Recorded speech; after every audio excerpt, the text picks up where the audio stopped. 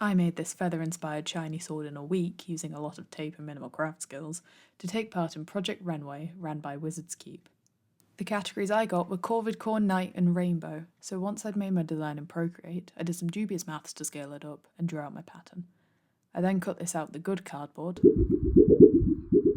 which was surprisingly difficult, but look at the shape. The shape was a bit too and the longest wooden dowel I had was 50 centimeters, so I cut some bookboard into strips, doubled it up, and then taped it at right angles down the length of the blade. There was still a bit of give around where the dowel met the board, but I just taped down some random wire and cardboard until it was stiff. To make this not flat, I then wrapped the whole thing in masking tape, which worked surprisingly well, like I am pleased with this. I'd planned to use mica powder to make it all shiny, but it just looked glittery, so I ended up getting some vinyl. I couldn't quite work out what I wanted to do with the vinyl, but I ended up cutting it into strips and using the same method I'd done with the masking tape, but layering it in V shapes to make it look like the pattern a real feather has. I then wrapped the handle in a random tennis racket grip I'd found, and I was done. Does it look quite how I envisioned it? No, but it's fun to pose with, shiny, and surprisingly sturdy.